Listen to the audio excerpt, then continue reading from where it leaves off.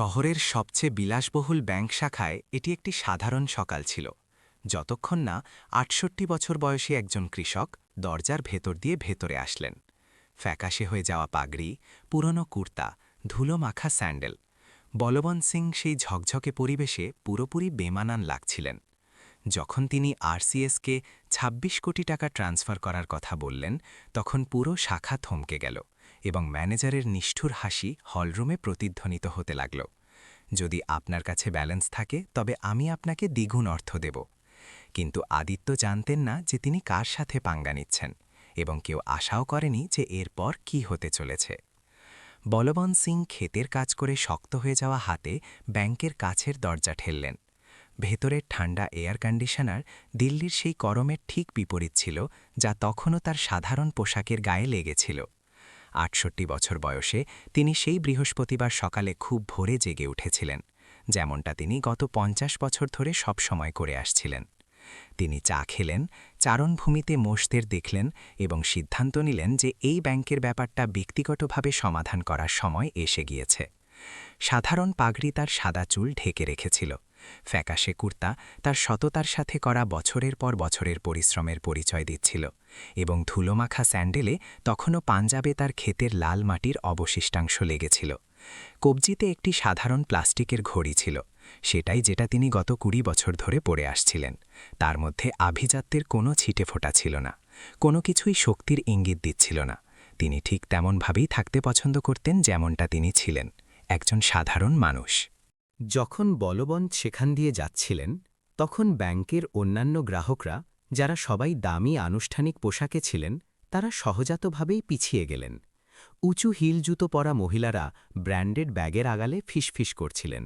Sweet পরা পুরুষরা অস্বস্তিতে নিজের টাই ঠিক করছিলেন। এই ব্যবধান খুব গভীর ছিল। এখানে ছিল লোক দেখানো দেখনদারি, স্ট্যাটাস এবং পোশাকের ভিত্তিতে বিচার করার এক দুনিয়া। ব্যাংক শাখার ম্যানেজার ৩৫ বছর বয়সী আদিত্য কাপুর তার বুলেটপ্রুফ কাচের দেয়াল ঘেরা অফিস থেকে এই পুরো দৃশ্য দেখছিলেন। আদিত্য নিজেকে একজন বিজয়ী মনে করতেন। শহরের সবচেয়ে ভালো বেসরকারি বিশ্ববিদ্যালয় থেকে প্রশাসনে স্নাতক, বিদেশ থেকে এমবিএ, গ্যারেজে বিদেশি গাড়ি এবং গুড়গাঁওয়ে অ্যাপার্টমেন্ট। তার ইতালীয় স্যুটের দাম ছিল ৩ মাসের ন্যূনতম বেতনের থেকেও বেশি। তার দামি জুতো আয়নার মতো চকচক করছিল। আরও একজন যে পথ হারিয়ে ফেলেছে, নিজের আমদানি করা রেশমিটাই ঠিক করতে করতে আদিত্য ভাবলেন, হয়তো সে জানেও না যে সে কোথায় আছে। তিনি ছোট মানুষদের প্রতি নির্দয় হয়ে নিজের কেরিয়ার তৈরি করেছিলেন। আদিত্যের কাছে সাফল্য ব্যাংক অ্যাকাউন্ট, ঠিকানা এবং ঘড়ির ব্র্যান্ড দিয়ে মাপা হতো, এবং সেই বৃদ্ধ লোকটির কাছে স্পষ্টতই এর কোনোটিই ছিল না। রিসেপশনিস্ট দীপিকা, যে একজন ২৩ বছরের তরুণী এবং আদিত্যের গুণমুগ্ধ ছিল, সেও এই বেমানান লোকটির উপস্থিতির দিকে নজর দিল। কি লজ্জার কথা! সে তার সহকর্মীর কানে কানে ফিসফিস করে বলল, ওরা এই লোকটিকে এখানে আসতে দিল কি করে? তাকে আদিত্য শিখিয়েছিলেন যেন সে সঠিক ধরনের গ্রাহকদের বেছে নেয়। তার নজরে বলবন্তের মতো লোকেরা কেবল সমস্যা তৈরি করত। যখন বলবন্ত সার্ভিস কাউন্টারের কাছে পৌঁছালেন, তখন পরিবেশটা থমথমে হয়ে গেল। মার্বেল পাথরের মেঝেতে তার স্যান্ডেলের আওয়াজ আলাদাভাবে শোনা যাচ্ছিল। কিছু গ্রাহক তাদের কথা বলা বন্ধ করে দিলেন। আদিত্য তার ঘর থেকে বেরিয়ে আসলেন মজবুত পায়ে হাঁটতে হাঁটতে, এবং তার মুখে এমন এক হাসি ছিল যা চোখের কোণ পর্যন্ত পৌঁছাচ্ছিল না। আমি কি আপনাকে সাহায্য করতে পারি? প্রশ্নটি এমন এক তাচ্ছিল্যের সুরে বেরোল, যেন কোনো হারিয়ে যাওয়া শিশুর সাথে কথা বলছেন। বলবন্ত তার পাগড়ি আংশিকভাবে সরালেন, যাতে রোদে পোড়া এবং বয়সের ছাপ পড়া মুখটি দেখা গেল, কিন্তু চোখ দুটি ছিল দৃঢ় এবং বুদ্ধিদীপ্ত। নমস্কার নবীন যুবক, আমাকে নিজের অ্যাকাউন্ট থেকে ট্রান্সফার করতে হবে। আদিত্য নিজের হাসি কোনো মতে চেপে রাখলেন। তিনি দীপিকার দিকে তাকালেন, যে একটি দুষ্টু হাসি লোকানোর জন্য হাত দিয়ে মুখ ঢেকে নিল। অবশ্যই শ্রীমান। তিনি নামের অপেক্ষায় থামলেন। বলবন্ত, বলবন্ত সিং। শ্রীমান বলবন্ত। আদিত্য নামটি এমনভাবে উচ্চারণ করলেন যেন এটি কোনো কৌতুক। আপনি কত টাকা ট্রান্সফার করতে চান? আরএসকে ১২৬ কোটি টাকা। এটি ব্রোকারেজে বিনিয়োগের জন্য। এটি আজ দুপুর ২টোর আগে যাওয়া উচিত। এরপরে যে নিস্তব্ধতা নেমে এলো, তা ছিল কান ফাটানো। আদিত্য কয়েকবার চোখের পলক ফেললেন, যেন তিনি কথাটাই বুঝতে পারেননি। দীপিকার নিঃশ্বাস আটকে গেল। অন্যান্য গ্রাহকরা যারা এতক্ষণ না দেখার ভান করছিলেন তারা এখন নির্লজ্জভাবে তাকিয়েছিলেন। আদিত্য নিজেকে সামলে নিয়ে জোরে হেসে উঠলেন। যদি আপনার কাছে ব্যালেন্স থাকে তবে আমি আপনাকে দ্বিগুণ অর্থ দেব। তার ব্যঙ্গাত্মক হাসি পুরো শাখায় প্রতিধ্বনিত হতে লাগল। ১২৬ কোটি টাকা! ভাবো তো দীপিকা, আমাদের কৃষক বন্ধু এখানে ১২৬ কোটি টাকা ট্রান্সফার করতে চান। দীপিকাও তার বসের ঠাট্টায় হাসতে লাগল। হট্টগোল দেখে কৌতূহলী হয়ে অন্যান্য কর্মচারীরাও কাছে চলে আসলেন। পরিস্থিতি লজ্জাজনক হয়ে উঠছিল, কিন্তু আদিত্য মজা পাচ্ছিলেন। তার কাছে সাধারণ মানুষদের অপমান করাটা ছিল অনেকটা খেলার মতো। আপনি কি নিশ্চিত যে আপনি সংখ্যায় কোনো ভুল করেননি? আদিত্য ব্যঙ্গ ভরে জিজ্ঞেস করলেন। হয়তো এটা ১,২৫,০০০ বা ১৫ লাখ টাকা। বলবান শান্ত ছিলেন। তিনি এই ধরনের পরিস্থিতির সাথে অভ্যস্ত ছিলেন। সারা জীবনে তিনি শিখেছিলেন যে চেহারা মানুষকে ঠকায়, চাই সেটা নিজের হোক বা অন্যের। তিনি ভালো করেই জানতেন তিনি কোথায় আছেন, তিনি কে, এবং তিনি জানতেন যে ন্যায়বিচার সবসময় ধৈর্যশীলদের কাছেই পৌঁছায়। না নবীন যুবক, তিনি শান্তভাবে জবাব দিলেন, এটি সত্যি ১২৬ কোটি টাকায়। আপনি অ্যাকাউন্ট চেক করতে পারেন। কেউ কল্পনাও করেনি যে সেই সাধারণ পোশাক এবং শান্ত আচরণের লোকটি আসলে ব্যাংকের প্রধান শেয়ার হোল্ডার ছিলেন। ঝড় সবে শুরু হয়েছিল এবং আদিত্য কাপুরের সেই ঘূর্ণি সম্পর্কে কোনো ধারণাই ছিল না, যাকে তিনি এইমাত্র উস্কে দিয়েছিলেন। আসলে বলবন্ত সিং কে ছিলেন সেটা বোঝার জন্য ৫০ বছর পিছনে যেতে হবে, যখন একটি ১০ বছরের ছেলে ক্ষেতের ময়দানে খালি পায়ে হাঁটত, যা তার পরিবারের ছিল না। পাঞ্জাবের গ্রামীণ শ্রমিক পরিবারে জন্ম নেওয়া বলবন্ত দারিদ্র্যকে খুব কাছ থেকে দেখেছিলেন, কিন্তু সেই তিক্ততা দেখেননি যা প্রায়ই এর সাথে আসে। তার বাবা হরপাল সিং সেই জমিতে সকাল থেকে সন্ধে পর্যন্ত কাজ করতেন, যা তার নিজের ছিল না। তার শক্ত হাতগুলো ছিল সততার সাথে করা সারা জীবনের কাজের সাক্ষী। তার মা গুরপ্রীত কৌর পরিবারের বাড়তি আয়ের জন্য গভীর রাত পর্যন্ত সেলাইয়ের কাজ করতেন। তার আঙুলে ল্যাম্পের আলোয় করা হাজার হাজার সেলাইয়ের দাগ ছিল। ছোটবেলা থেকেই বলবান্ত খেতে সাহায্য করতে শুরু করেছিলেন, কিন্তু তার মধ্যে এমন কিছু ছিল যা তাকে ওই এলাকার অন্যান্য ছেলেদের থেকে আলাদা করে রাখত। শেখার এক অদম্য তৃষ্ণা, যার কোনো শেষ ছিল না। যেখানে তার বন্ধুরা কাজের পর খেতে দৌড়াত এবং গ্রামে ক্রিকেট খেলত, সেখানে বলবন্ত ল্যাম্পের আলোয় পড়াশোনা করতেন। যা কিছু তিনি পেতেন সেটাই পড়তেন। পুরনো খবরের কাগজ যা অনেক দেরিতে গ্রামে পৌঁছাত, শহরের ছোট লাইব্রেরি থেকে ধার নেওয়া বই, এমনকি রাস্তার ধারের পণ্যের লেবেলও। তার গ্রামীণ স্কুলের শিক্ষিকা কমলা বেবী, যিনি একজন ৬০ বছরের মহিলা ছিলেন এবং নিজের জীবন শিক্ষার জন্য উৎসর্গ করেছিলেন, তিনি প্রথম ব্যক্তি ছিলেন যিনি বলবন্তের অসাধারণ প্রতিভা চিনতে পেরেছিলেন। এই ছেলেটি অনেক দূর যাবে, তিনি তার ক্লান্ত চোখে এক গর্ভের ঝিলিক নিয়ে বলতেন। এর মধ্যে এমন এক বুদ্ধিমত্তা আছে যা কাউকে শেখানো যায় না, এটা ঈশ্বরের উপহার। তিনি বলবন্তকে নিজের ব্যক্তিগত বই পর্যন্ত ধার দিতেন। ১৫ বছর বয়সে যখন তার অনেক সহপাঠী পড়াশোনা ছেড়ে দিয়ে পুরো দস্তুর কাজে ঢুকে পড়েছিল, তখন বলবন্ত এক সিদ্ধান্ত নিলেন যা তার জীবন বদলে দিল। তিনি ৩০০ কিলোমিটার দূরে দিল্লির ট্রেন ধরলেন এবং নির্মাণ শ্রমিক হিসেবে কাজ খুঁজতে লাগলেন। তিনি একটি ছোট ঘরে ঘুমাতেন, যা তিনি অন্য ৩ শ্রমিকের সাথে ভাগ করে নিতেন। তিনি ভোর ৫টায় ঘুম থেকে উঠতেন, বিকেল ৫টা পর্যন্ত কাজ করতেন এবং তারপরেও রাতের ক্লাসে পড়ার জন্য শক্তি জোগাড় করে নিতেন। ১৮ বছর বয়সে নিজের ক্লাসে সবচেয়ে ভালো নাম্বার নিয়ে হাইস্কুল পাশ করার পর বলবন্ত নিজের ঘরের ভাঙা আয়নার সামনে দাঁড়িয়ে নিজেকে এক কঠিন কথা দিলেন। তিনি দারিদ্র্য থেকে বেরিয়ে আসবেন, কিন্তু কখনোই ভুলে যাবেন না তিনি কোথা থেকে এসেছেন। তিনি সেই নম্রতা হারাবেন না যাকে তিনি নিজের সবচেয়ে বড় সম্পদ মনে করতেন। একজন দক্ষ শ্রমিক হিসেবে নিজের প্রথম বেতনের সাথে তিনি এমন কিছু করলেন যা তার সহকর্মীরা পাগলামি মনে করেছিল। তিনি নিজের প্রথম শেয়ার কিনলেন। সেগুলি একটি সরকারি কোম্পানির মাত্র ১০টি শেয়ার ছিল, যার দাম ছিল তার কয়েক মাসের সঞ্চয়ের সমান। কিন্তু তিনি এক ব্যবসায়ীকে বলতে শুনেছিলেন যে এভাবেই ধনীরা আরও ধনী হয়। পরবর্তী ২ দশক ছিল এমন ত্যাগের যা খুব কম মানুষই সহ্য করতে পারবে। বলবন্ত দিনে নির্মাণের কাজ করতেন, চিলচিলানি রোদ এবং ঝমঝমে বৃষ্টি সহ্য করতেন, এবং রাতে অ্যাকাউন্টিং পড়তেন।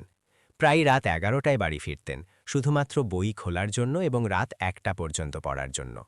বাঁচানো প্রতিটি পয়সা বিনিয়োগ হয়ে গেল। জমানো প্রতিটি টাকা ভবিষ্যতের জন্য বোনা বীজ ছিল। যেখানে তার সহকর্মীরা মদ, জুয়া এবং আমোদ প্রমোদে খরচ করত, সেখানে তিনি সবকিছু আবার বিনিয়োগ করে দিতেন। ২৫ বছর বয়সে তার দেখা হলো এক দয়ালু প্রাথমিক শিক্ষিকা জাসমিন্দার গৌড়ের সাথে, যিনি তার মধ্যে কেবল সেই সাধারণ মানুষটিকে দেখেননি, বরং সেই অসাধারণ মানুষটিকে দেখেছিলেন যা তিনি হতে পারতেন। তিনি বিনা শর্তে তাকে সমর্থন করতেন, এমনকি তখনও যখন তারা মাসের পর মাস কেবল ডাল, রুটি আর সাধারণ সবজি খেয়ে দিন কাটাতেন। একদিন বলবন্ত তার শক্ত হাত ধরে বলতেন, এই পরিশ্রম একদিন কাজে আসবে জসভিন্দর। এটা কেবল আমাদের জন্য নয়, এটা দেখানোর জন্য যে আমাদের মতো সাধারণ মানুষও জীবনে জিততে পারে। প্রথম বড় বিনিয়োগ আসলো ৩৫ বছর বয়সে। বলবন্ত তিল তিল করে এত টাকা জমিয়ে ফেলেছিলেন যে একটি ছোট খামার বা ফার্ম কিনতে পারেন, যা ঋণের কারণে নিলাম হচ্ছিল। সেটা ৮০ হেক্টরে জমি ছিল, যা বাইরে থেকে মনে হতো একদম বেকার জমি। যখন অন্যেরা তাকে ডাক দিতে দেখল, তারা হাসাহাসি করল। কিন্তু বলবন্ত এমন কিছু দেখেছিলেন যা অন্যেরা দেখতে পায়নি: পশুপালন ও কৃষিকাজের অসীম সম্ভাবনা। পরবর্তী ৫ বছরে দিনে ১৬ ঘন্টা কাজ করে তিনি সেই অনর্বর জমিকে এলাকার সবচেয়ে উন্নত খামারে পরিণত করলেন। খামারের মুনাফা দিয়ে বলবন্ত সেই একই ধৈর্য ও বুদ্ধিমত্তার সাথে নিজের বিনিয়োগ বাড়াতে শুরু করলেন। তিনি সেই সব কোম্পানির শেয়ার কিনতেন যেগুলোর উপর তার বিশ্বাস ছিল। ৪৫ বছর বয়সে বলবন্ত অনেক আগেই কোটিপতি হয়ে গিয়েছিলেন, কিন্তু কেউ সেটা জানত না। তিনি খামারের সেই সাধারণ বাড়িতেই থাকতেন, সেই পুরনো টাটা সুমো চালাতেন এবং সবসময় সাধারণ পোশাকই পরতেন। টাকা এটা বদলে দেয় না যে আপনি ভেতর থেকে কে, তিনি জসপিন্দরকে বলতেন। এই সময় তিনি একটি ছোট ব্যাংকিং প্রতিষ্ঠানের কথা শুনলেন যা সমস্যার মধ্যে দিয়ে যাচ্ছিল। বলবন্ত সুযোগ বুঝে সেই ব্যাংকের 30% শেয়ার কিনে নিলেন। পরবর্তী বছরগুলোতে তিনি প্রমাণ করলেন তিনি সঠিক ছিলেন। তার ব্যাংকের ছোট গ্রামীণ উৎপাদকদের উপর গুরুত্ব দেওয়ার কৌশলে ব্যাংকটি উত্তর ভারতের অন্যতম বড় ব্যাংকে পরিণত হল। তিনি কখনো কোনো উচ্চ পদে বসেননি, পর্দার আড়ালে থাকতেই পছন্দ করতেন। গত কয়েক বছরে তিনি একটি চিন্তার বিষয় লক্ষ্য করেছিলেন। তার নিজের ব্যাংকের শাখাগুলো এখন এমন এক জায়গায় পরিণত হয়েছে যেখানে কর্মচারীরা সাধারণ গ্রাহকদের সাথে খারাপ ব্যবহার করত। তিনি প্রতি সপ্তাহে অভিযোগের চিঠি পেতেন। তাই তিনি সিদ্ধান্ত নিলেন নিজের চোখে দেখবেন কি হচ্ছে, প্রধান শেয়ারহোল্ডার হিসেবে নয়, বরং একজন সাধারণ কৃষক হিসেবে। আদিত্য কাপুর তখনও হাসছিলেন যখন তিনি এই মুহূর্তটিকে শক্তি প্রদর্শনের সুযোগ হিসেবে নেওয়া সিদ্ধান্ত নিলেন। শ্রীমান বলবন্ত, আদিত্য এক কৃত্রিম পেশাদার সুরে বললেন, এত বড় অঙ্কের টাকা ট্রান্সফারের জন্য আমাদের বিশেষ প্রোটোকল আছে। আপনার প্রাইভেট ব্যাংকিংয়ে আগাম অ্যাপয়েন্টমেন্ট, আয়ের উৎসের প্রমাণ এবং অনেক নথিপত্র লাগবে। বলবন্ত শান্তভাবে বললেন, নওজোয়ান, এটি ২০ বছরের বেশি সময় ধরে আমার অ্যাকাউন্ট। আমাকে টাকা ট্রান্সফারের জন্য কখনো অ্যাপয়েন্টমেন্ট নিতে হয়নি। নিয়ম বদলে গিয়েছে। আদিত্য কুটিলভাবে হাসলেন। দীপিকা, ওনার জন্য কেওয়াইসি ফর্ম নিয়ে এসো। দীপিকা জলদি উঠে দাঁড়ালো। অবশ্যই স্যার, আমি আয়ের উৎসের ঘোষণা ফর্মও নিয়ে আসছি। পরিস্থিতি জটিল করার জন্য অন্যান্য কর্মচারীরাও জড়ো হলেন। সুরেশ রেড্ডি নামের এক গ্রাহক বিরক্ত হয়ে বললেন, আপনার তো গ্রামীণ কোঅপারেটিভ ব্যাংকে যাওয়া উচিত ছিল। আদিত্য ফর্মের একটি স্তূপ হাতে নিয়ে বললেন, আপনাকে এই ১৭টি ফর্ম পূরণ করতে হবে এবং গত ৫ বছরের আয়কর রিটার্ন ও গ্রামীণ সম্পত্তির প্রমাণ দিতে হবে। দীপিকা যোগ করল, আর ১০০ কোটির ওপরের ট্রান্সফার নিরাপত্তা কারণে ৪৮ ঘণ্টা আগে জানাতে হয়। আশেপাশের গ্রাহকরাও বলবন্তবী ছোট করতে লাগলেন। সবাই আশা করছিল তিনি ঘাবড়ে যাবেন এবং লজ্জিত হয়ে দেরিয়ে যাবেন, কিন্তু বলবন্ত তার জায়গায় অটল ছিলেন। নওজোয়ান আদিত্য, বলবন্ত শান্তভাবে বললেন, আমার মনে হয় আপনি এমন বাধা তৈরি করছেন যা এখানে অ্যাকাউন্ট খোলার সময় ছিল না। এই ফর্মটি কি সব গ্রাহকদের জন্য প্রয়োজনীয়, নাকি কেবল তাদের জন্য যাদের আপনি এখানে হওয়ার যোগ্য বলে মনে করেন না? প্রশ্নটি বাতাসকে ব্লেডের মতো চিরে দিল।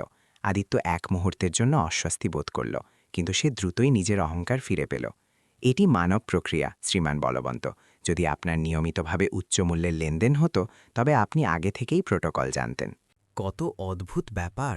বলবন্ত নিচের পকেট থেকে একটি সাধারণ ফোন বের করতে করতে ফিসফিস করে বলল, কারণ গত সপ্তাহে আমি এই অ্যাকাউন্ট থেকেই অন্য প্রতিষ্ঠানে ৫০ কোটি টাকা ট্রান্সফার করেছি এবং আমার কোনো বিশেষ ফর্মের প্রয়োজন পড়েনি। এই মন্তব্যটি একটি অস্বস্তিকর নীরবতা তৈরি করল। আদিত্য মীরার সাথে নজর বিনিময় করল, যে অ্যাকাউন্টের ইতিহাস পরীক্ষা করার ব্যাপারে কিছু ফিসফিস করছিল। যাই হোক, আদিত্য নিয়ন্ত্রণ বজায় রাখার চেষ্টা করতে করতে বলে চলল, আজ ট্রান্সফার প্রসেস করা সম্ভব হবে না। আপনাকে অ্যাপয়েন্টমেন্ট নিতে হবে এবং সব নথিপত্র নিয়ে ফিরে আসতে হবে। পূজা, যে চুপচাপ সব দেখছিল, ইতস্তত করে এগিয়ে এলো।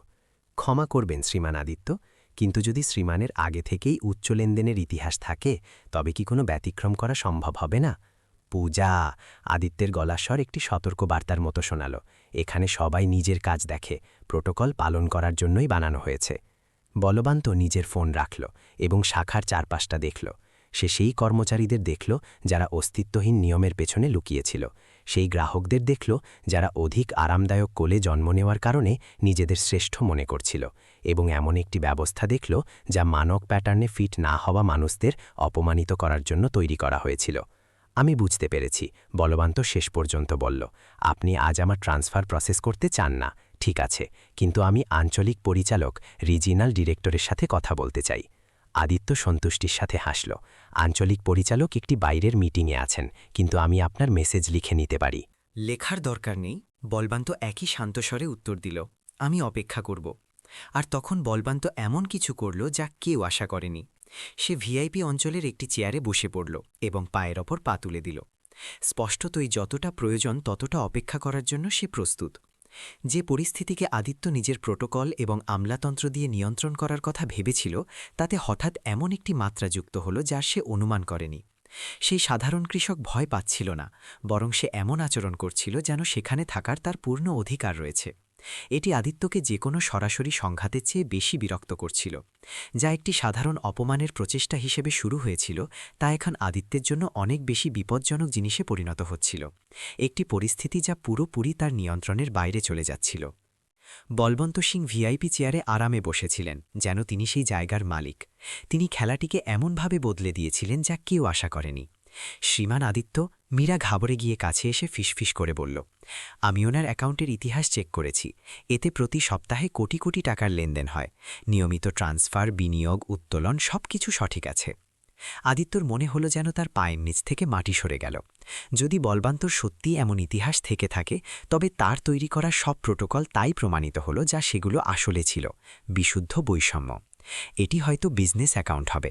আদিত্য যে কোনো ব্যাখ্যা আঁকড়ে ধরার চেষ্টা করে ফিসফিস করে বলল, ওনারা কেবল একজন প্রতিনিধি প্রকিউরেটর হবেন, আসল অ্যাকাউন্ট হোল্ডার নন। কিন্তু দীপিকা যে কৌতূহলবশত সিস্টেম চেক করেছিল, এমন তথ্য নিয়ে এলো যা আদিত্যর রক্ত জমিয়ে দিল। আদিত্য স্যার, অ্যাকাউন্ট ওনার নামেই আছে, ব্যক্তিগত, আর সিস্টেমে এখানে একটি নোট আছে, প্রিমিয়াম ক্লায়েন্ট, বিশেষ সেবা। রোহন খান্না, যে এতক্ষণ আদিত্যকে সমর্থন করছিল, এখন অস্বস্তি বোধ করতে শুরু করল। একজন অভিজ্ঞ ব্যবসায়ী হিসেবে সে জানত পরিস্থিতি কখন হাত থেকে বেরিয়ে যাচ্ছে। আদিত্য, হয়তো এটি চুপচাপ মিটিয়ে ফেলাই ভালো হবে। কি মেটানো? আদিত্য পাল্টে বলল, তার গলায় ঘাবড়ে যাওয়ার লক্ষণ দেখা দিতে শুরু করেছিল। মেটানোর মতো কিছু নেই, প্রোটোকল থাকে। ডাক্তার সুরেশ রেড্ডি বাড়তে থাকা আলোচনা দেখে চুপচাপ শাখা থেকে বেরোনোর চেষ্টা করতে শুরু করলেন, কিন্তু নন্দিনী মেহতা বলবান্তকে দেখা বন্ধ করতে পারছিলেন না। ওনার বসার ধরনে, ওনার শান্ত এবং আত্মবিশ্বাসী হওয়ার ভঙ্গিতে ওনার মনে একটি ভয়ানক সন্দেহ তৈরি হতে শুরু করল। তারপর সেই মুহূর্তটি এলো যা আদিত্য সবচেয়ে বেশি ভয় পেত। তার ফোন বেজে উঠল এবং ডিসপ্লেতে দেখালো আঞ্চলিক অধিদপ্তর, রিজিওনাল ডিরেকশন। হ্যালো, আদিত্য কাঁপানো গলায় উত্তর দিল। আদিত্য, আমি আঞ্চলিক পরিচালক বলছি। আমি এখনই একটি অদ্ভুত কল পেয়েছি। কেউ কি তোমার শাখায় আমার সাথে যোগাযোগ করার চেষ্টা করছে? বলবান্ত সিং নামে কোনো ব্যক্তি? আদিত্য বলবান্তরের দিকে তাকালো, যে তাকে একটি শান্ত হাসির সাথে দেখছিল। সেই সাধারণ কৃষক আঞ্চলিক অধিদপ্তরের সরাসরি যোগাযোগ নম্বর কিভাবে পেল? হ্যাঁ হ্যাঁ স্যার, এখানে একজন গ্রাহক আছেন যিনি আপনার সাথে কথা বলতে চান। গ্রাহক? পরিচালকের গলায় বিস্ময় ছিল। আদিত্য, তুমি কি যাচাই করেছ বলবন্ত সিংকে? অবশ্যই আমি যাচাই করেছি। এ কোনো সামান্য কৃষক যে এখানে হাঙ্গামা করছে।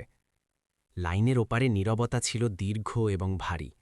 যখন পরিচালক আবার কথা বললেন, তখন ওনার কথা বলার ধরন পুরোপুরি বদলে গিয়েছিল। আদিত্য, আমি চাই তুমি এখনই ফোন শ্রীমান সিংকে দাও এবং ওনার সাথে যতটা সম্ভব সম্মানপূর্বক ব্যবহার করো। এটি একটি আদেশ। আদিত্য নিজের হাত কাঁপতে শুরু করল। কিন্তু স্যার, আমি বুঝতে পারছি না। ফোন এখনই দাও আদিত্য। পরিচালকের চিৎকার এত জোরে ছিল যে শাখায় উপস্থিত সবাই তা শুনতে পেল। আদিত্য অপমানে লাল মুখ নিয়ে বালবান্তর দিকে এমনভাবে এগিয়ে গেল যেন কোনো ব্যক্তি নিজেরই অন্ত্যেষ্টিক্রিয়ায় যাচ্ছে। শ্রীমান সিং, সে তোতলাল এবং কাঁপানো হাতে ফোন এগিয়ে দিল। আঞ্চলিক পরিচালক আপনার সাথে কথা বলতে চান।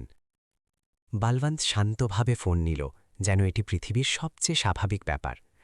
নমস্তে সঞ্জয়, কেমন আছো বাবা? বালবন্তর কণ্ঠস্বরে এই আপন ভাব শাখায় সবার শ্বাস থামিয়ে দিল। সেই সাধারণ মানুষটি আঞ্চলিক পরিচালকের সাথে এমনভাবে কথা বলছিল যেন তারা পুরনো বন্ধু। আমি এখানে মূল শাখায় একটি ট্রান্সফার করতে এসেছি, কিন্তু মনে হচ্ছে আপনার কর্মচারীরা কিছু খুব আকর্ষণীয় নতুন প্রোটোকল তৈরি করেছে। যখন বালবন্ত ফোনে কথা বলছিলেন তখন শাখায় একটি দৃশ্যমান পরিবর্তন হচ্ছিল। যে কর্মচারীরা আগে খোলাখুলি হাসছিল তারা এখন ঘাবড়ে গিয়ে নিজেদের মধ্যে ফিসফিস করছিল। যেসব গ্রাহকরা অপমানজনক মন্তব্য করেছিল তাদের এখন ঠান্ডা ঘাম ছুটতে শুরু করল। মীরা পূজার কাছে যাওয়ার চেষ্টা করল। তুমি কি জানতে উনি কে? সে ফিসফিস করে বলল। না, পূজা উত্তর দিল, কিন্তু তাতে কিছু যায় আসে না। ওনার সাথে যে কোনোভাবেই সম্মানপূর্বক ব্যবহার করা উচিত ছিল। দীপিকা পরিস্থিতির গুরুত্ব বুঝতে পেরে চুপচাপ কাঁদতে শুরু করল। ইন্টার্ন প্রিয়া কখনো বলবান্তকে দেখছিল তো কখনো আদিত্যকে। এটা বোঝার চেষ্টা করছিল যে কি হচ্ছে। নিরাপত্তাকর্মী মনীষ একটি স্তম্ভের পেছনে লুকিয়ে পড়ার চেষ্টা করতে লাগল, প্রার্থনা করছিল যেন কারো তার আগের হুমকিগুলোর কথা মনে না থাকে। হ্যাঁ সঞ্জয়, আমি বুঝতে পারছি। বলবান্ত ফোনে কথা চালিয়ে গেল। ওনার শান্ত গলা সাধারণ আতঙ্কের বিপরীত ছিল। না, তোমার এখানে আসার দরকার নেই। আমরা এটি অভ্যন্তরীণভাবে মিটিয়ে নিতে পারি। হ্যাঁ, আমি জানি আমার সিদ্ধান্তের ওপর তোমার ভরসা আছে। যখন বলবান্ত শেষ পর্যন্ত ফোন কাটল এবং আদিত্যকে ফেরত দিল, তখন শাখায় পূর্ণ নীরবতা ছিল। মনে হচ্ছিল যেন এমনকি এয়ার কন্ডিশনিংও কাজ করা বন্ধ করে দিয়েছে। ঠিক আছে, বলবান্ত নিজের মাথার পাগড়ি ঠিক করতে করতে বলল। মনে হচ্ছে খুব শীঘ্রই আপনাদের সবার কিছু বাস্তব প্রোটোকল জানার সুযোগ মিলবে। আদিত্য ঢোক গিলল। সে জানত যে তার কেরিয়ার তার চোখের সামনে শেষ হয়ে গেছে, এবং সবচেয়ে খারাপ বিষয় হল সে নিজেই নিজের ধ্বংসের কারিগর ছিল। পরিস্থিতি সাধারণ অপমানের চেয়ে অনেক দূরে চলে গিয়েছিল। এখন এটি পেশাদার অস্তিত্বের ব্যাপার ছিল, এবং শাখার সবাই জানত যে তারা ইতিহাসের ভুল দিকে দাঁড়িয়েছিল। বলবন্ত সিং নিজের কুর্তার পকেট থেকে একটি সাধারণ ট্যাবলেট বের করলেন। ব্যবহারের কারণে আগে থেকেই স্ক্র্যাচ পড়া ফিল্মে ঢাকা স্ক্রিনটি ওনার স্পর্শেই জ্বলে উঠল। বয়স সত্ত্বেও প্রযুক্তিতে দক্ষতা থাকা ব্যক্তির নিখুঁত ভঙ্গিতে উনি একটি ডিজিটাল ফোল্ডার খুললেন। আমার নাম বলবন্ত সিং, উনি বললেন। ওনার শান্ত কণ্ঠস্বর শাখায় প্রতিধ্বনিত হল, এবং আমি এই ব্যাংকের প্রধান শেয়ারহোল্ডার। উনি ট্যাবলেটের স্ক্রিন আদিত্যর দিকে ঘুরিয়ে দিলেন যাতে অফিসিয়াল নথিপত্র দেখা যাচ্ছিল।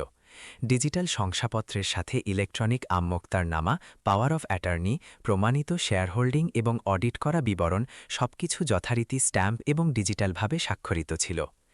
এরপর যে নীরবতা নামল তা ছিল স্তব্ধ করে দেওয়ার মতো।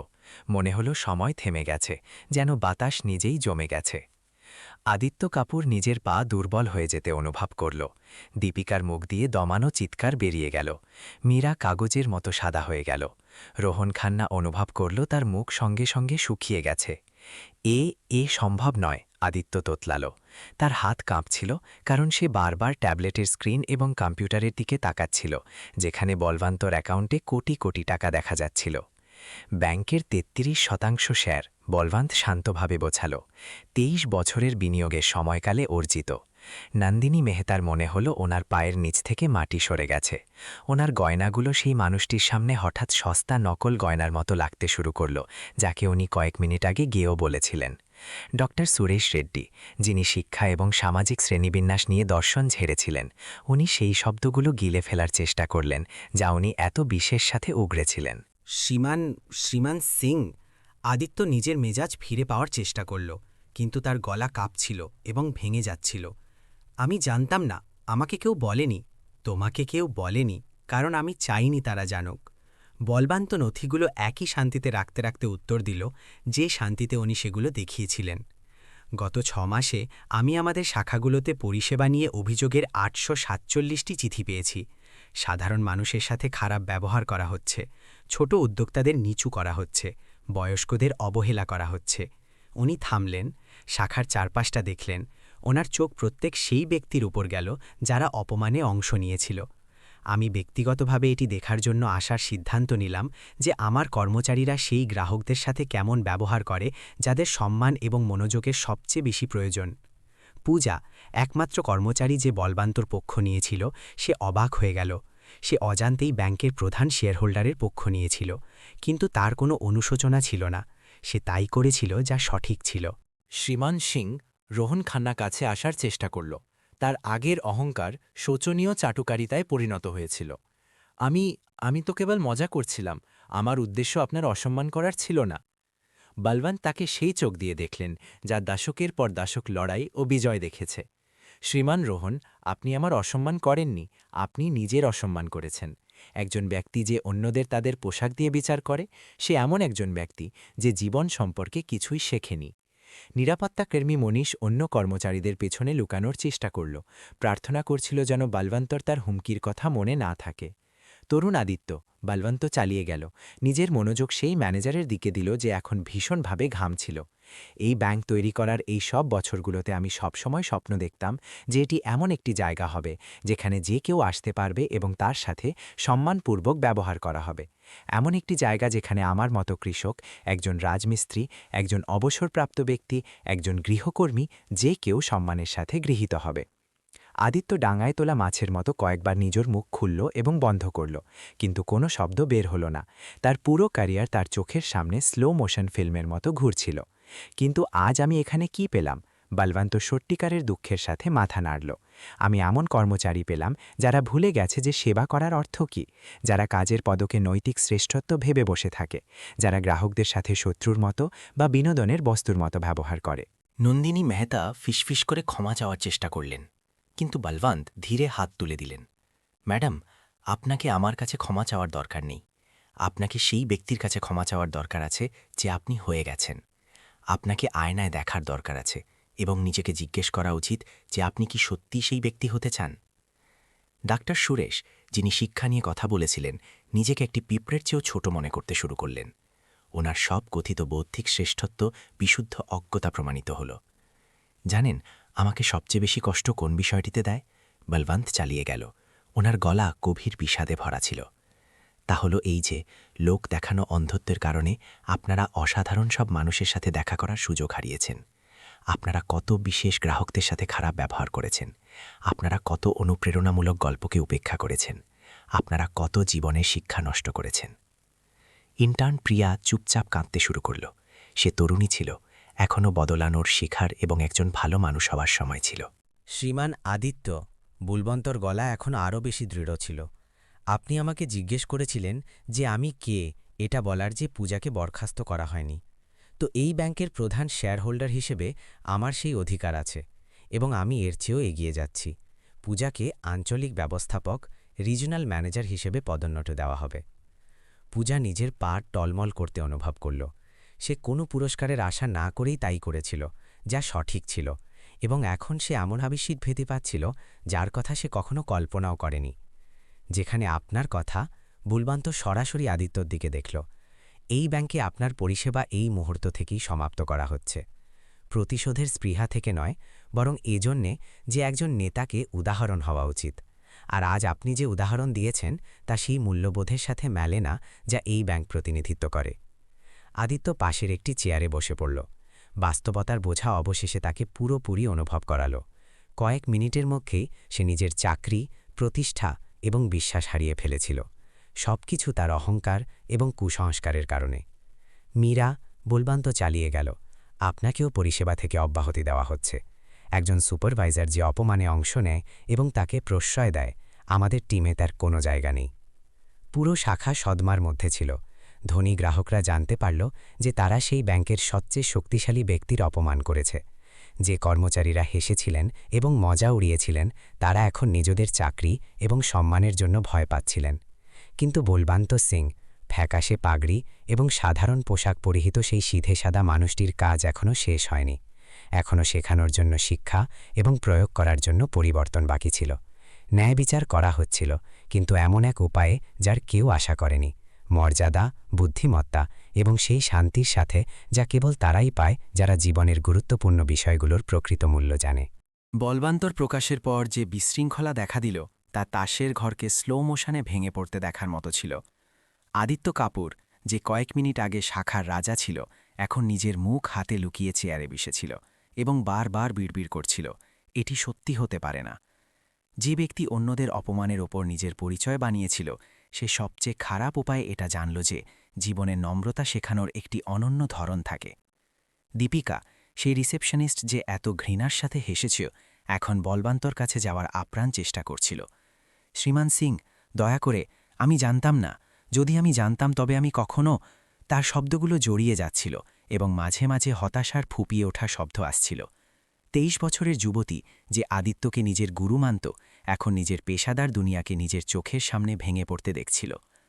সুশ্রী দীপিকা বলবান্তর একই শালীনতার সাথে বলল, যা উনি পুরো পরীক্ষার সময় বজায় রেখেছিলেন।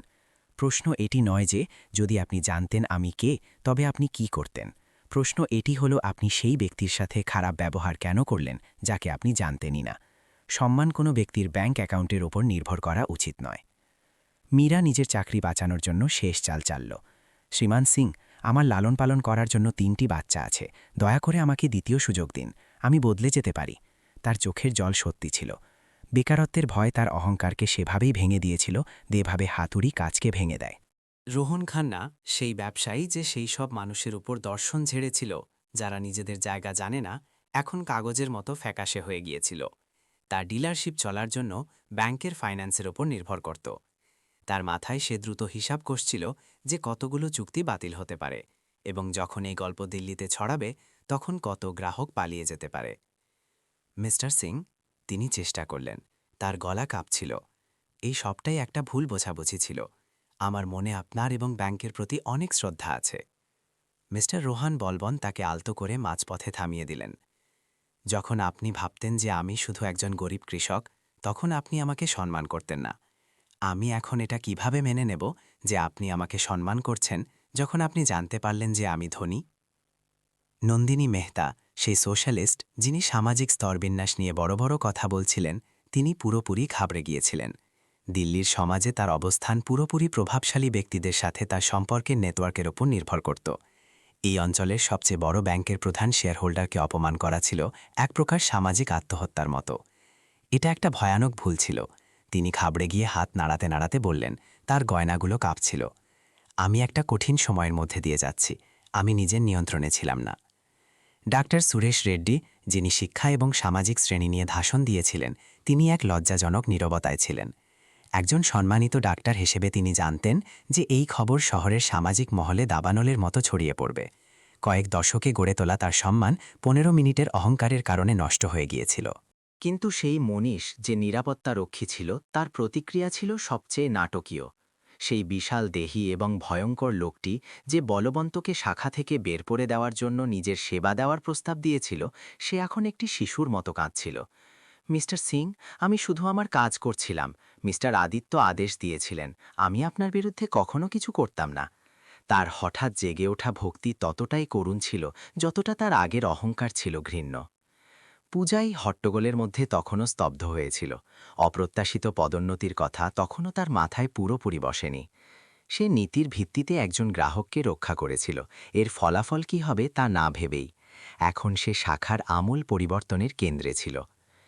প্রিয়া তরুণ ইন্টার্ন ইতস্তত করতে করতে বলবন্তের কাছে এলো। মিস্টার সিং, সে বলল, তার কণ্ঠস্বর ছিল প্রায় ফিসফিসানির মতো, আমি সত্যিই দুঃখিত। আমি এখানে নতুন এবং আমার মনে হয়েছিল যে অন্যদের উদাহরণ অনুসরণ করা উচিত। আমি জানি এটা কোনো অজুহাত নয়, কিন্তু আমি কি আরও ভালো হতে শিখতে পারি? বলবন্ত সেই তরুণীকে দয়ার সাথে দেখলেন। এটি ছিল সেই সত্যিকারের নম্রতা এবং শেখার ইচ্ছা যা তিনি তার কর্মীদের মধ্যে খুঁজছিলেন। প্রিয়া, ভুল স্বীকার করা সেটি সংশোধনের দিকে প্রথম পদক্ষেপ। আপনার মধ্যে একজন চমৎকার পেশাদার হওয়ার সম্ভাবনা আছে। ইতিমধ্যে শাখার অন্য কর্মচারীরা, যারা সরাসরি অপমানে অংশ নেয়নি, তারা স্বস্তি এবং আশঙ্কার মিশ্রণে এই দৃশ্য দেখছিল। তারা জানত যে বড় পরিবর্তন আসতে চলেছে, এবং কেউ কেউ নিজেকে প্রশ্ন করছিল যে তাদের আগের আচরণ তাদের ঝুঁকিতে ফেলবে কিনা। শাখার ফোন ক্রমাগত বাজতে লাগল। ব্যাংকের প্রধান শেয়ারহোল্ডার ব্যক্তিগতভাবে শাখায় আছেন, এই খবর দাবানলের মতো ছড়িয়ে পড়েছিল। স্থানীয় সাংবাদিক, অন্যান্য ব্যবসায়ী, এমনকি জড়িত ব্যক্তিদের পরিবারের সদস্যরাও তথ্য নেওয়ার চেষ্টা করছিল। আদিত্য নিজের হতাশায় শেষ চেষ্টা করলেন। মিস্টার সিং, আমি এটা ঠিক করে দিতে পারি। আমি শাখার পুরো সংস্কৃতি বদলে দিতে পারি। আমি কর্মীদের প্রশিক্ষণ দিতে পারি। দয়া করে আমাকে একটি সুযোগ দিন। বলবন্ত তাকে দুঃখ এবং দৃঢ়তার মিশ্রণে দেখলেন। আদিত্য, আপনার কাছে এখানে সম্মানের সংস্কৃতি তৈরি করার জন্য বছরের পর বছর সুযোগ ছিল। তার বদলে আপনি অহংকার এবং অবজ্ঞার সংস্কৃতি তৈরি করেছেন। সুযোগ তাদের জন্য যারা সেটি চিনতে পারে এবং তার সদ্ব্যবহার করে। আপনার সুযোগ শেষ হয়েছে। মীরা একটি শেষ মরিয়া চেষ্টা করল। কিন্তু মিস্টার সিং, আমি এখানে 15 বছর ধরে কাজ করছি। আমি সব প্রক্রিয়া জানি। আমাকে ছাড়া শাখা চলবে না। শ্রীমতী মীরাকে বলবন্ত শান্তভাবে উত্তর দিলেন, কোনো প্রতিষ্ঠান সেই সব মানুষের চেয়ে বড় নয় যাদের সে সেবা দেয়। আপনি প্রক্রিয়াগুলো জানতে পারেন, কিন্তু আপনি সবচেয়ে গুরুত্বপূর্ণ বিষয়টি ভুলে গিয়েছেন, মানুষের সাথে সম্মানের সাথে কিভাবে ব্যবহার করতে হয়। এটি কোনো ম্যানুয়াল দেখে শেখা যায় না, এটি মন থেকে শিখতে হয়। পরিস্থিতি আরও টানটান হয়ে উঠছিল। কিছু গ্রাহক যারা অপমানে অংশ নিয়েছিল তারা আরও লজ্জা এড়াতে চুপচাপ শাখা থেকে বেরিয়ে যেতে লাগল। অন্যরা ঘটনার মোড় দেখার জন্য কৌতূহলী হয়ে দর্শকের মতো দাঁড়িয়ে থাকল। বলবন্ত শাখার চারদিকে দেখলেন নিজের শাখা, এবং কেবল বর্তমানের বিশৃঙ্খলাকে নয়, বরং ভবিষ্যতের সম্ভাবনাকেও দেখলেন। তিনি কেবল সেই জায়গাটি পরিবর্তন করার সুযোগ দেখলেন না, বরং ব্যাংকের অন্য সব শাখায় একটি বার্তা পাঠানোর সুযোগও পেলেন। মূল্যবোধ, সমান এবং সাফল্যের প্রকৃত মাপকাঠি সম্পর্কে একটি বার্তা। পূজা, তিনি নতুন ম্যানেজারের দিকে তাকিয়ে বললেন, কাল থেকে আমরা এখানে গভীর পরিবর্তন কার্যকর করা শুরু করব। আমি চাই আপনি সব কর্মচারীদের নিয়ে একটি বৈঠক তৈরি করুন। আমরা সম্মান এবং মানবিক মর্যাদার উপর ভিত্তি করে একটি নতুন সংস্কৃতি গড়ে তুলব। বিচার করা হচ্ছিল, কিন্তু বলবন্ত জানতেন যে আসল কাজ মাত্র শুরু হয়েছে। অহংকারী মানুষদের বরখাস্ত করা ছিল কেবল প্রথম ধাপ। আসল চ্যালেঞ্জ ছিল সেই জায়গায় কিছু ভালো কিছু গড়ে তোলা যা নষ্ট করে দেওয়া হয়েছিল। সেই দিনে 6 মাস পর যা সব কিছু বদলে দিয়েছিল, সেই ব্যাংক শাখা পুরো অঞ্চলের আর্থিক ব্যবস্থার জন্য একটি উদাহরণ হয়ে উঠেছিল। পূজা, যে এখন রিজিওনাল ম্যানেজার হিসেবে শক্তভাবে প্রতিষ্ঠিত ছিল, সে এমন সব পরিবর্তন কার্যকর করেছিল যা অভ্যন্তরীণ নীতির চেয়েও অনেক দূর পর্যন্ত বিস্তৃত ছিল। সে সাধারণ মানুষের সাথে ব্যবহারের পদ্ধতিতে একটি নীরব বিপ্লব নিয়ে এসেছিল। প্রথম পরিবর্তনটি ছিল প্রতীকী কিন্তু শক্তিশালী।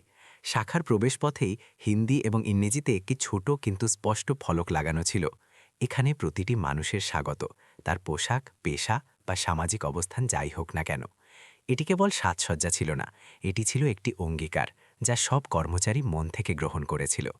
বলবন্ত সপ্তাহে একদিন শাখায় আসতেন, সবসময় তার সাধারণ কৃষকের পোশাকে, কিন্তু এখন প্রতিটি কর্মচারী তাকে অভিনন্দন জানাত, কেবল এজন্য নয় যে তিনি প্রধান শেয়ারহোল্ডার ছিলেন, বরং এজন্য কারণ তারা বাহ্যিক রূপের ঊর্ধ্বে দেখতে শিখে গিয়েছিল যে তারা অন্য সব গ্রাহকের সাথেও ঠিক ততটাই সম্মানের সাথে ব্যবহার করত যা তারা তাকে দিত। প্রিয়া, সেই তরুণ ইন্টার্ন যে দ্বিতীয় সুযোগ চেয়েছিল, গ্রাহকদের মধ্যে সবচেয়ে প্রিয় কর্মচারী হয়ে উঠেছিল।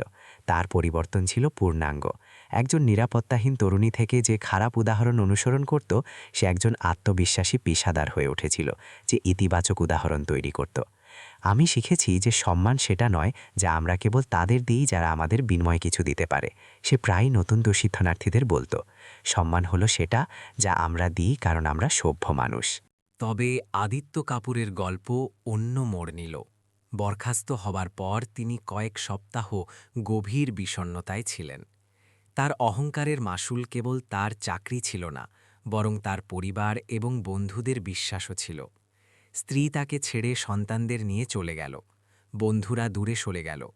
তিনি সবচেয়ে যন্ত্রণাদায়ক উপায়ে জানতে পারলেন যে কেবল স্ট্যাটাস এবং লোক দেখানো বিষয়ের ওপর ভিত্তি করে গড়া সম্পর্ক বালির প্রাসাদের মতো ভঙ্গুর হয়। কিন্তু এই পতনই তার মুক্তি হয়ে এলো। একদিন হতাশ এবং একা আদিত্য ফার্মে বলবন্তের সাথে দেখা করতে গেলেন। তিনি সেই ব্যক্তিকে খুঁজে পেলেন যাকে তিনি অপমান করেছিলেন। তিনি তার মোষদের যত্ন করছিলেন, সবসময়ের মতো সেই সাধারণ পোশাকে। মিস্টার সিং, আদিত্য বললেন, তার রোগা মুখ দিয়ে জল গড়িয়ে পড়ছিল, আমি ক্ষমা চাইতে এসেছি। আমার চাকরি ফিরে পাওয়ার জন্য নয়। আমি জানি আমি এর যোগ্য নই। আমি এজন্য এসেছি কারণ আমি চাই আপনি জানুন যে আমি শিখে গিয়েছি। আমি সবচেয়ে খারাপ উপায় শিখেছি, কিন্তু আমি শিখেছি। বলবন্ত পশুদের খাওয়ানো বন্ধ করলেন এবং সেই ব্যক্তির দিকে তাকালেন যে তার বিরোধী ছিল। তিনি এখন একজন অহংকারী ম্যানেজারকে নয়, বরং একজন ভেঙে পড়া মানুষকে দেখলেন যে ব্যাঠার মাধ্যমে নম্রতা খুঁজে পেয়েছে। আদিত্য, বলবন্ত বললেন, ক্ষমা এমন একটি জিনিস যা আমি আপনাকে মন থেকে দিচ্ছি, কিন্তু সবচেয়ে গুরুত্বপূর্ণ হল আপনি নিজেকে ক্ষমা করুন এবং এই অভিজ্ঞতাকে একজন ভালো মানুষ হবার কাজে লাগান। পরের মাসগুলোতে আদিত্য একটি ছোট ইলেকট্রনিক্স দোকানে সেলসম্যান হিসেবে কাজ করতে শুরু করলেন। তার বেতন ম্যানেজার হিসেবে পাওয়া বেতনের একটা সামান্য অংশ ছিল, কিন্তু তার মধ্যে কিছু বদলে গিয়েছিল। তিনি প্রতিটি গ্রাহক, চাই সে ধনী হোক বা গরিব, ভালো পোশাক পরা হোক বা সাধারণ, সবার সাথে সত্যিকারের সম্মান এবং মনোযোগের সাথে ব্যবহার করতেন। তার সহকর্মীরা খেয়াল করলেন যে তিনি সাধারণ গ্রাহকদের বিশেষ যত্ন নিতেন, যেন তিনি কোনো নৈতিক ঋণ শোধ করছেন। মীরা, প্রাক্তন সুপারভাইজারের জন্য নিজের পতন মেনে নেওয়া আরও কঠিন ছিল। সে নিজের ভুলের জন্য অন্যদের দোষ দিয়ে মাসের পর মাস কাটিয়েছে। প্রতিযোগী ব্যাংকগুলোতে চাকরি পাওয়ার চেষ্টা করেছিল, কিন্তু প্রধান শেয়ারহোল্ডারকে অপমানের ঘটনায় তার জড়িত থাকার গল্প আর্থিক মহলে ছড়িয়ে পড়েছিল।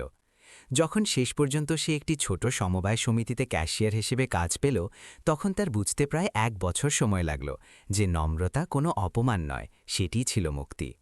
অহংকারী ব্যবসায়ী রোহান খান্নাকে ব্যবসায় মারাত্মক পরিণতির সম্মুখীন হতে হল।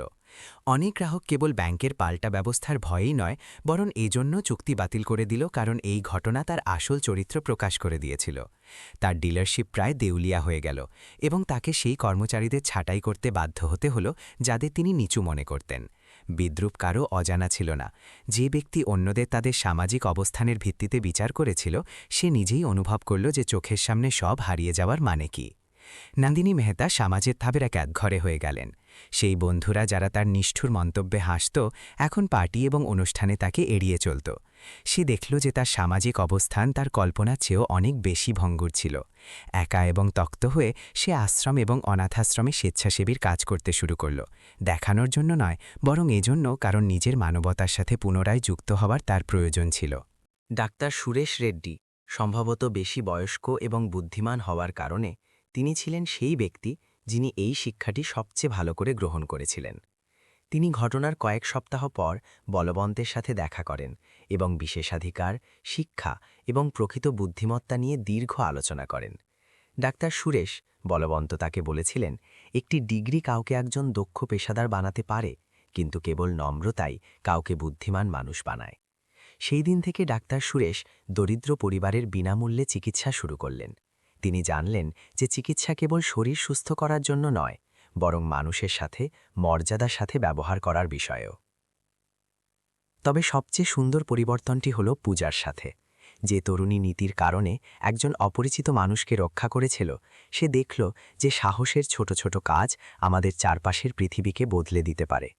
তার নেতৃত্বে শাখাটি গ্রামীণ শ্রমিকদের জন্য বিনামূল্যে আর্থিক শিক্ষা কর্মসূচি, ক্ষুদ্র উদ্যোক্তাদের জন্য মাইক্রো ক্রেডিট এবং বয়স্ক ও দিব্যাঙ্গদের জন্য অগ্রাধিকার পরিষেবা চালু করল। জানেন আমি কি শিখেছি? পূজা বলবন্তের সাথে এক সাক্ষাতের সময় বলল, আমি শিখেছি যে নেতৃত্ব মানুষের উপরে হওয়ার নাম নয়, এটি তাদের সাথে থাকার নাম। ঘটনার 1 বছর পর বলবন্ত ছদ্মবেশে শাখায় শেষ একবার যাওয়ার সিদ্ধান্ত নিলেন। তিনি সেই একই সাধারণ পোশাকে পৌঁছালেন, এটি দেখার জন্য যে নতুন কর্মচারীরা, যারা তাকে ব্যক্তিগতভাবে চেনেন না, তারা তাকে কিভাবে স্বাগত জানায়। তিনি যা দেখলেন তা তাকে গর্বে ভরিয়ে দিল। প্রতিটি কর্মচারী সত্যিকারের সৌজন্যের সাথে তাকে অভিনন্দন জানাল। তারা তাকে চা দিল, জিজ্ঞাসা করল যে তারা কিভাবে সাহায্য করতে পারে। তার সাথে ঠিক সেই মর্যাদা বজায় রেখে ব্যবহার করল যা তারা যে কোনো গ্রাহককে দিত। যখন শেষ পর্যন্ত তিনি নিজের পরিচয় দিলেন, তখন বিস্ময়ের পর কোনো অস্বস্তি নয়, বরং খুশি দেখা গেল।